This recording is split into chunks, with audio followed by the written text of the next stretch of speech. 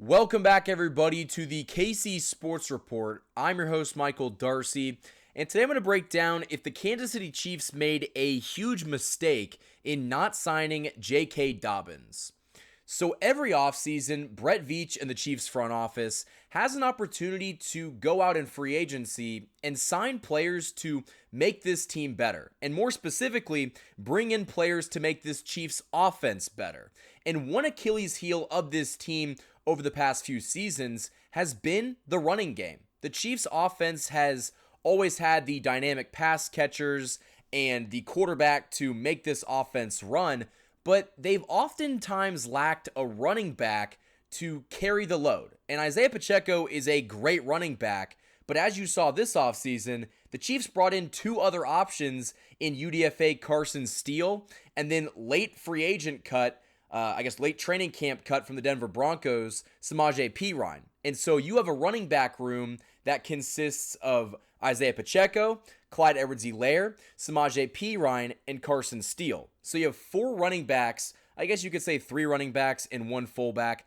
I would say four running backs on this team. But there's one guy that stepped foot in the Chiefs' office, had a tryout, and the Chiefs decided to pass up on him, and that guy is J.K. Dobbins. Now, I will defend the Chiefs here really quickly. I think that J.K. Dobbins had a lot of medical issues from his past that were very, scary for the Chiefs. He had multiple knee injuries. He had an Achilles tear. He has been, or I guess an ACL tear. He has been a guy that when he's been on the field, he's been a great player. But the question is, will he play? He's been, hurt for the better part of the last, 2 seasons.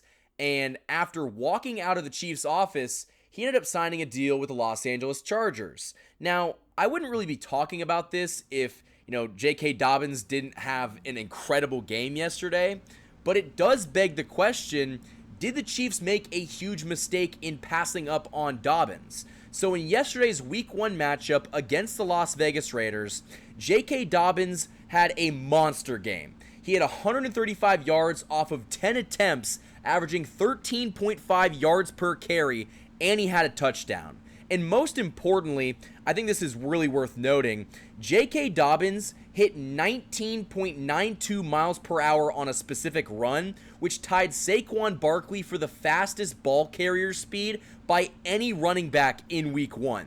Which means that burst, that acceleration, that I had a lot of questions about, that's clearly there. J.K. Dobbins seems to be the J.K. Dobbins of old, like he was in college, and that's a really bad thing for the Chiefs. I mean, he went to a division rival. You had a chance to sign him when he was in your office. He tried out for the team, for God's sakes, and Brett Veach decided that he did not fit what this team wanted to do, which in the moment I kind of understand. And listen, it's one game. It is a very small sample size of J.K. Dobbins, and there's still a high likelihood that he gets hurt in 2024. But I think that if J.K. Dobbins has a season where, he's an 1,000-yard rusher, that's going to be very hard for the Chiefs to stomach that, because that's a big-time loss. I mean, he's a guy that can not only run the ball effectively if he's healthy, but he's also a very good pass catcher out of the backfield. And I think that what would make this much worse for the Chiefs is they brought back Clyde Edwards-Helaire, who is not even playing right now for the first 4 weeks because of his PTSD struggles. So he's not even eligible to play until Week 5, and J.K. Dobbins basically got picked up off the street towards the end of free agency, and in Week 1, he balled out with the Chargers. So I don't want to hope that he does poorly, but I'm going to be kind of hoping that he does poorly, because it's going to look really poor for the Chiefs to miss out on an opportunity to sign that kind of a running back late in free agency when, they kept Clyde Edwards-Helaire, who knows what he's going to do in 2024. There's a good shot that J.K. Dobbins had as much production in Week 1 as Clyde's going to have in 4 or 5 games. I mean, Clyde Edwards-Helaire is not a 100-yard rusher. He's not a guy that is going to go give you a 100-piece a game.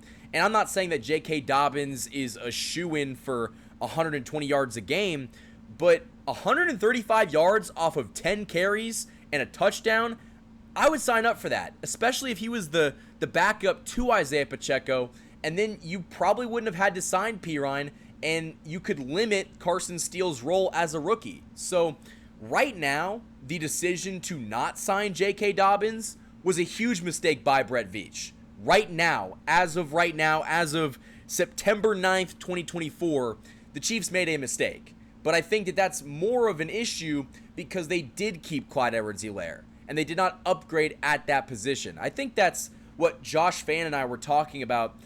That was the biggest struggle, is it just felt like there were certain positions where the Chiefs could have made upgrades in free agency, and the team didn't. And listen, they definitely made some upgrades in terms of, Carson Steele, the guy they brought in, and Samaje Perine could be a very solid weapon for this team, but at the same time, he got cut from Denver. And J.K. Dobbins, before his injury history, before he got hurt last year, he was a pretty good running back. When he was with Baltimore, he was a guy that consistently was torching teams on the ground, and so the upside was there. But the biggest question is his health status, and in the NFL, the best ability is availability, and you just can't bank on his availability on a weekly basis. But I do think that as of right now, I would love to have J.K. Dobbins on this team. So I think that the Chiefs definitely missed out on bringing a guy that could probably be your number 2 or 3 running back and be a really solid option for this team. But that's already happened. That's in the past. I think the Chiefs are pretty confident with the guys that they have currently in the room. I think that, obviously this front office loves Isaiah Pacheco, and I think that Brett Veach and Andy Reid are a really big advocate of Carson Steele. I think that Carson Steele gets you a lot more production in those short yardage situations than probably J.K. Dobbins would. And I guess I could see from the perspective of Brett Veach that, okay, well, we have a guy in Clyde Edwards-Helaire who his upside is probably greater than Dobbins, and signing somebody like Steele, he's going to give us that short yardage gain. And so the two kind of mix and match but come together as like puzzle pieces to solve a puzzle. So I guess I get it from that perspective. But let me know what you guys think down in the comments below. Do you want J.K. Dobbins? Do you regret that the Chiefs did not go out and sign J.K. Dobbins when they had the opportunity to? I don't know if I necessarily regret it, but, I think only time will tell. If J.K. Dobbins has a massive season, I think there's going to be some upset Chiefs fans, to say the least. So let me know down in the comments below what you guys think. Do you think that J.K. Dobbins should have been a Chief? And how do you think that he's going to perform in 2024? That's all I have for this video, guys. Thank you guys for watching. Go check me out on social media. Instagram, KC_Sports Report, and Twitter @KC_Sports Go check me out on the Bleacher Report mobile app, Michael_Darcy. Until next time, guys, thank you for watching this video, and go Chiefs.